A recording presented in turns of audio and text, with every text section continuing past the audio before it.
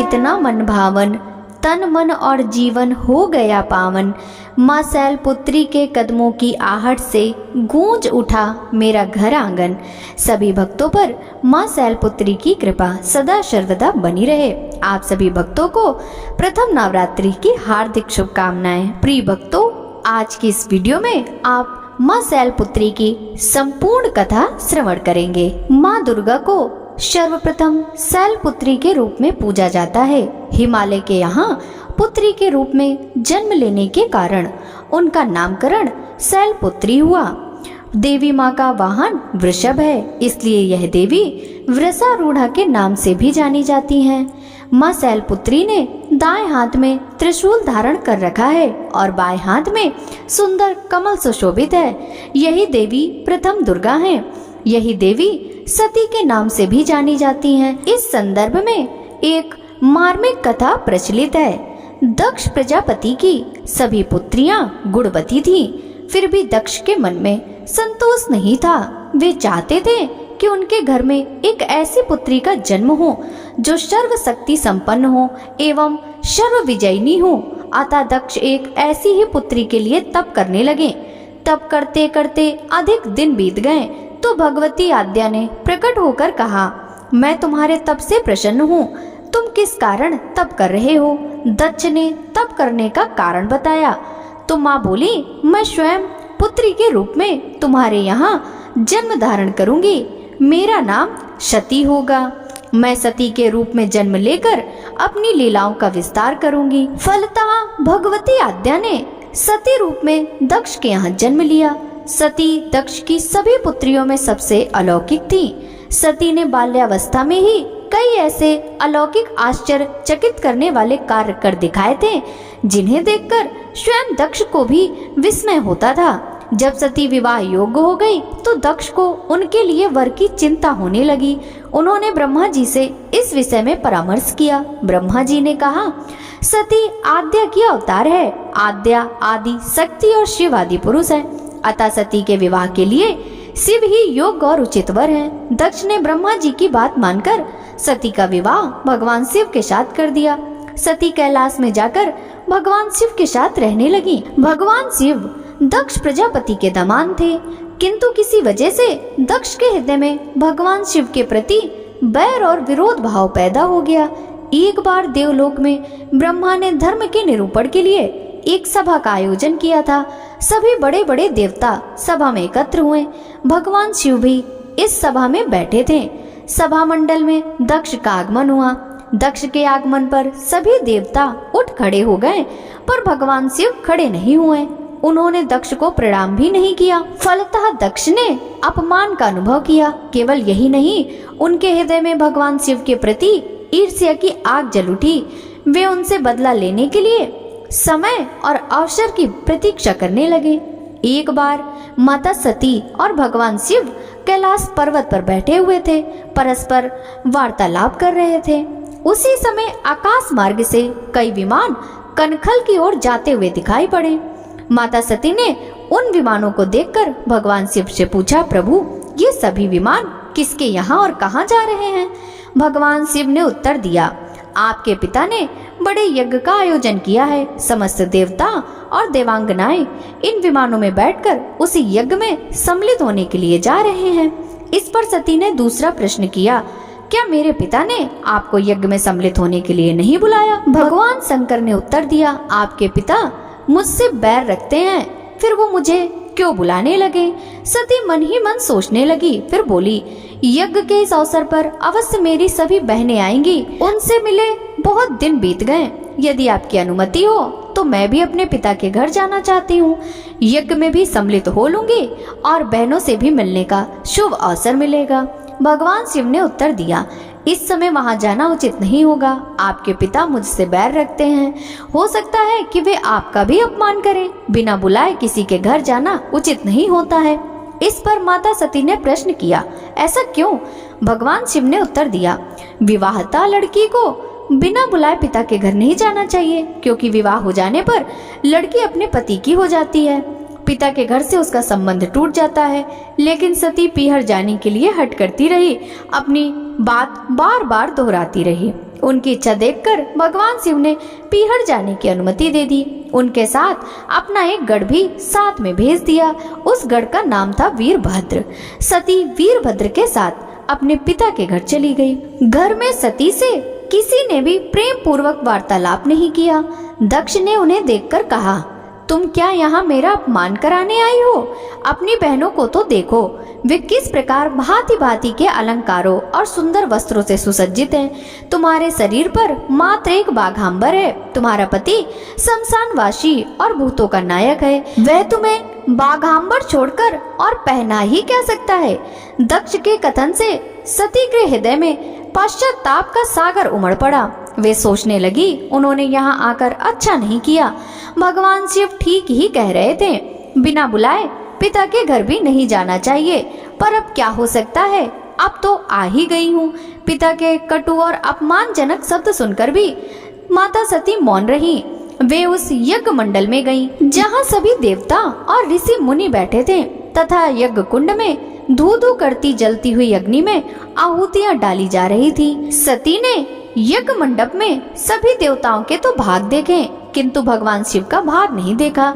वे भगवान शिव का भाग ना देखकर अपने पिता से बोली, पितृश्रेष्ठ, यज्ञ में तो सबके भाग दिखाई पड़ रहे हैं, किंतु कैलाशपति का भाग नहीं है। आपने उनका भाग क्यों नहीं रखा? दक्ष ने गर्व से उत्तर दिया, मैं तुम्हारे पति शिव को देवता नहीं समझता। वह तो भूतों का स्वामी, नग्न रहने वाला और हड्डियों की माला धारण करने वाला है। वह देवताओं की पंक्ति में बैठने योग्य नहीं है। उसे कौन भाग देगा? सती के नेत्र लाल हो उठे। उनका मुखमंडल प्रलय की शूर की भांति तेजोदीप्त हो उठा।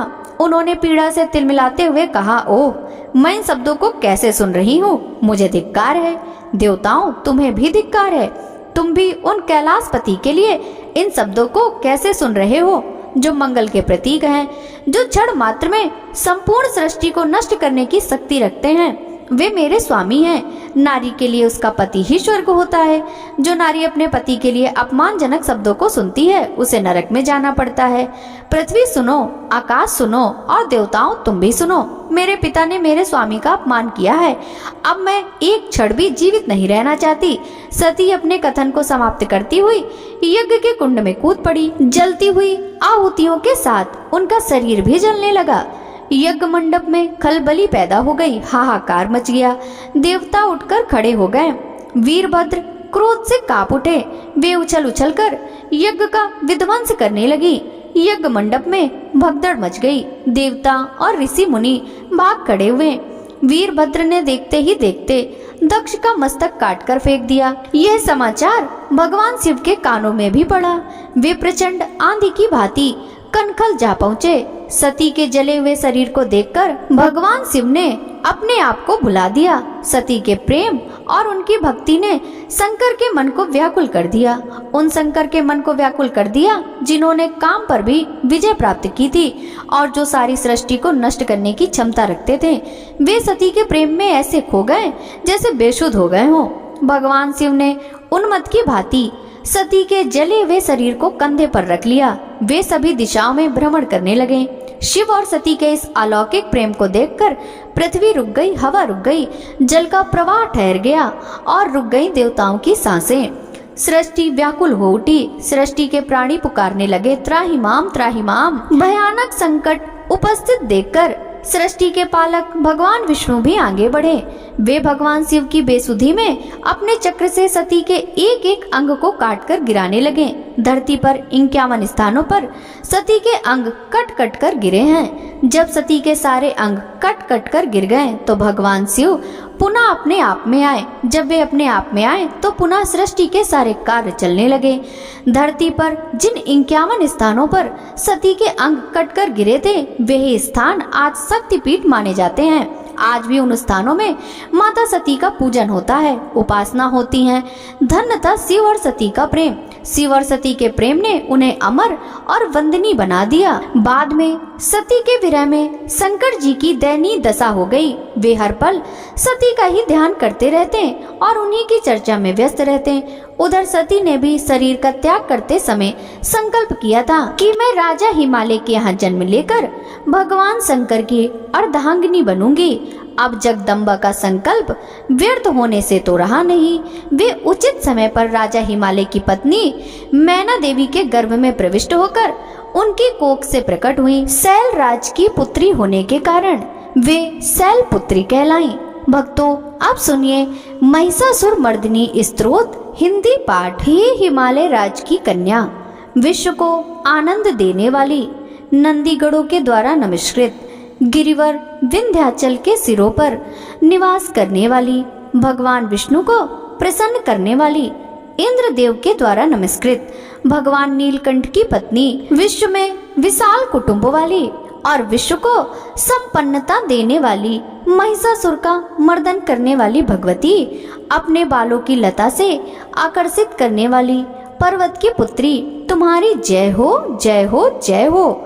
देवों को वरदान देने वाली, दुर्धर और दुर्मुख असुरों को मारने वाली और स्वयं में ही प्रसन्न रहने वाली, तीनों लोकों का पोषण करने वाली, शंकर को संतुष्ट करने वाली, पापों को हरने वाली और घोर गर्जना करने वाली, दानवों पर क्रोध करने वाली, अहंकारियों के घमंड को सुखा देने वाली, समुद्र की पुत्री, हे महिषासुर का मर्दन करने वाली, अपने बालों की लता से आकर्षित करने वाली पर्वत की पुत्री, तुम्हारी जय हो, जय हो, जय हो।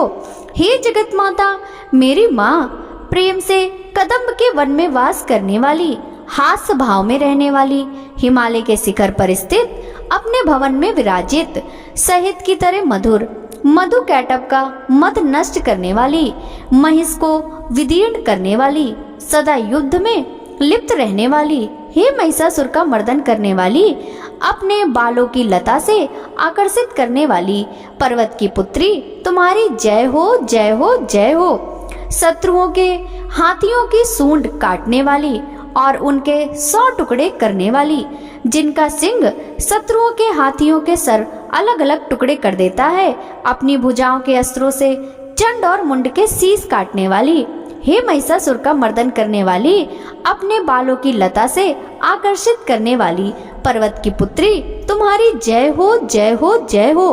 रण में मदोन्मत्त शत्रुओं का वध करने वाली, अजर अविनाशी शक्तियां धारण करने वाली, शिव की चतुराई जानकर उन्हें अपना दूत बनाने वाली, दुर्मति और बुरे विचार वाले दानव के दूत के प्रस्ताव का अंत करने वाली, हे महिषासुर का मर्दन करने वाली, अपने बालों की लता से आकर्षित करने वाली पर्वत की पुत्री, तुम्हारी जय हो, जय हो, जय हो। शरणागत शत्रुओं की पत्नियों के आग्रह पर उन्हें अभय देने वाली, तीनों लोकों को पीड़ित करने वाले, दैत्यों पर प्रहार करने योग्य त्रिशूल धारण करने वाली, देवताओं की दुदुम्बी से दुमी दुमी की ध्वनि को सभी दिशाओं में व्याप्त करने वाली, हे महिषासुर का मर्दन करने वाली, अपने बालों की लता से आकर्षित करने वाली पर्वतराज की पुत्री, तुम्हारी जय हो, जय हो, जय हो। मात्र अपनी हुंकार से ध्रूम लोचन राक्षस को धूम्र यानी धुएं के समान भस्म करने वाली, युद्ध में कुपित रक्त बीज के रक्त से उत्पन्न अन्य रक्त बीजों का रक्त पीने वाली, शुंभ और निशुंभ दैत्यों की बलि से शिव और भूत प्रेतों को तृप्त करने वाली, हे महिषासुर का मर्दन करने वाली, अपने बालों की लता से आकर्षित करने वाली पर्वतराज की पुत्री, तुम्हारी जय हो, जय हो, जय हो। युद्ध भूमि में जिनके हाथों के कंगन धनुष के साथ चमकते हैं, जिनके सोने के तीर शत्रुओं को विदीर्ण करके लाल हो जाते हैं और उनकी चीख निकालते हैं, चारों प्रकार की सेनाओं यानी हाथी, घोड़ा, पैदल, रथ का संहार करने वाली, अनेक प्रकार की ध्वनि करने वाले बटुकों को उत्पन्न करने वाली, हे महिषासुर का मर्दन करने वाली, अपने बालों की लता से आकर्षित करने वाली पर्वतराज की पुत्री, तुम्हारी जय हो, जय हो, जय हो। देवांगनाओं के तत था थई थई आदि शब्द से युक्त भावमय नृत्य में मग्न रहने वाली, कुकुत अड्डी विभिन्न प्रकार की मात्राओं वाले ताल वाले स्वर्गीय गीतों को सुनने में लीन, मृदंग की धूध कुट धीमी धीमी आदि गंभीर ध्वनि में लिप्त रहने वाली, हे महिषासुर का मर्दन करने वाली, अपने बालों की लता से आकर्षित करने वाली पर्वत की पुत्री, तुम्हारी जय हो जय हो जय हो। जय जयकार करने और स्तुति करने वाले समस्त विश्व के द्वारा नमस्कृत, अपने नुपुर के झनझन और झिमझिम शब्दों से भूतपति महादेव को मोहित करने वाली, नटी नटों के नायक, अर्धनारीश्वर के नृत्य से सुशोभित, नाट्य में तल्लीन रहने वाली, हे महिषासुर का मर्दन करने वाली, अपने बालों की लता से आकर्षित करने वाली पर्वत की पुत्री, तुम्हारी जय हो जय हो जय हो। आकर्षक कांति के साथ अति सुंदर मन से युक्त और रात्रि के आश्रय अर्थात चंद्रदेव की आभा को अपने चेहरे की सुंदरता से फीका करने वाली, काले भंवरों के समान सुंदर नेत्रों वाली, हे महिषासुर का मर्दन करने वाली, अपने बालों की लता से आकर्षित करने वाली पर्वतराज की पुत्री, तुम्हारी जय हो जय हो जय हो। महायोद्धाओं से युद्ध में चमेली के पुष्पों की भांति कोमल स्त्रियों के साथ रहने वाली तथा चमेली की लताओं की भांति कोमल भील स्त्रियों से जो झींगुरों के झुंड की भांति घिरी हुई हैं, चेहरे पर उल्लास से उत्पन्न उषा काल के सूर्य और खिले हुए लाल फूल के समान मुस्कान वाली, हे महिषासुर का मर्दन करने वाली, अपने बालों की लता से आकर्षित करने वाली पर्वतराज की पुत्री, तुम्हारी जय हो जय हो जय हो। जिसके कानों में लगातार मद बहता रहता है, उस हाथी के समान उत्तेजित, हे गजेश्वरी, तीनों लोकों के आभूषण, रूप, सौंदर्य, शक्ति और कलाओं से सुशोभित, हे राजपुत्री, सुंदर मुस्कान वाली, स्त्रियों को पाने के लिए मन में मोह उत्पन्न करने वाली, कामदेव की पुत्री के समान, हे महिषासुर का मर्दन करने वाली, अपने बालों की लता से आकर्षित करने वाली पर्वत की पुत्री, तुम्हारी जय हो जय हो जय हो। जिनका कमल दल के समान कोमल, स्वच्छ और कांति से युक्त मस्तक है, हंसों के समान जिनकी चाल है, जिनसे सभी कलाओं का उद्भव हुआ है, जिनके बालों में भौरों से घिरे हुए कुमुदनी के फूल और बकुल पुष्प सुशोभित हैं, उन महिषासुर का मर्दन करने वाली, अपने बालों की लता से आकर्षित करने वाली पर्वत की पुत्री, आपकी जय हो जय हो जय हो। जिनके हाथों की मुरली से बहने वाली ध्वनि से कोयल की आवाज भी लज्जित हो जाती है, जो खिले हुए फूलों से रंगीन पर्वतों से विचरती हुई पुलिंद जनजाति के स्त्रियों के साथ मनोहर गीत गाती जाती हैं, जो सद्गुणों के संपान सबरी जाति की स्त्रियों के साथ खेलती हैं, उन महिषासुर का मर्दन करने वाली, अपने बालों की लता से आकर्षित करने वाली पर्वत की पुत्री, आपकी जय हो जय हो जय हो। जिनकी चमक से चंद्रमा की रोशनी फीकी पड़ जाए, ऐसे सुंदर रेशम के वस्त्रों से जिनकी कमर सुशोभित है, देवताओं और असुरों के सिर झुकने पर उनके मुकुट की मड़ियों से जिनके पैरों के नाखून चंद्रमा की भांति दमकते हैं, और जैसे सोने के पर्वतों पर विजय पाकर कोई हाथी मदोन्मत्त होता है, वैसे ही देवी के वक्ष स्थल कलश की भांति प्रतीत होते हैं। ऐसी है, हे महिषासुर का मर्दन करने वाली, अपने बालों की लता से आकर्षित करने वाली पर्वत की पुत्री, तुम्हारी जय हो जय हो जय हो। सहस्त्रों दैत्यों के सहस्त्रों हाथों से सहस्त्रों युद्ध जीतने वाली और सहस्त्रों हाथों से पूजित सुर तारक उत्पन्न करने वाली, उस तारकासुर के साथ युद्ध कराने वाली, राजा सुरथ और समाधि नामक वैश्य की भक्ति से समान रूप से संतुष्ट होने वाली, हे महिषासुर का मर्दन करने वाली, बालों की लता से आकर्षित करने वाली पर्वत की पुत्री, तुम्हारी जय हो जय हो जय हो। जो भी तुम्हारे दयामय पद कमलों की सेवा करता है, हे कमला, वह व्यक्ति कमला निवास कैसे न बने। हे शिवे, तुम्हारे पद कमल ही परम पद हैं, उनका ध्यान करने पर भी परम पद कैसे नहीं पाऊंगा। हे महिषासुर का मर्दन करने वाली, बालों की लता से आकर्षित करने वाली पर्वत की पुत्री, तुम्हारी जय हो जय हो जय हो। सोने के समान चमकते हुए नदी के जल से जो तुम्हें रंग भवन में छिड़काव करेगा, वे इंद्राणी के वक्ष से आलिंगित होने वाले इंद्र के समान सुखानुभूति क्यों ना पाएगा। हे महासरस्वती, तुम में मांगल्य का निवास है, मैं तुम्हारे चरण में शरण लेता हूँ। हे महिषासुर का मर्दन करने वाली, बालों की लता से आकर्षित करने वाली पर्वत पुत्री, तुम्हारी जय हो जय हो जय हो। तुम्हारा निर्मल चंद्र समान मुख चंद्रमा का निवास है, जो सभी अशुद्धियों को दूर कर देता है। नहीं तो क्यों मेरा मन इंद्रपुरी की सुंदर स्त्रियों से विमुख हो गया। मेरे मत के अनुसार तुम्हारी कृपा के बिना शिव नाम के धन की प्राप्ति कैसे संभव हो सकती है। हे महिषासुर का मर्दन करने वाली, बालों की लता से आकर्षित करने वाली पर्वत की पुत्री, तुम्हारी जय हो जय हो जय हो। हे दीनों पर दया करने वाली उमा, मुझ पर भी दया ही कर दो। हे जगत जननी, जैसे तुम दया की वर्षा करती हो वैसे ही तीरों की वर्षा भी करती हो। इसलिए इस समय जैसा तुम्हें उचित लगे वैसा करो, मेरे पाप और ताप दूर करो। हे महिषासुर का मर्दन करने वाली, बालों की लता से आकर्षित करने वाली पर्वत की पुत्री, तुम्हारी जय हो जय हो जय हो। प्रिय भक्तों, अब हम सब मिलकर पूजन में तथा पाठ में हुई भूल चूक एवं त्रुटियों के लिए माँ भगवती से क्षमा प्रार्थना करेंगे। हे परमेश्वरी, मुझसे रात दिन सहस्त्रों अपराध होते रहते हैं, अतः आप मुझे अपना दास समझकर कृपा पूर्वक मेरे उन अपराधों को क्षमा करो।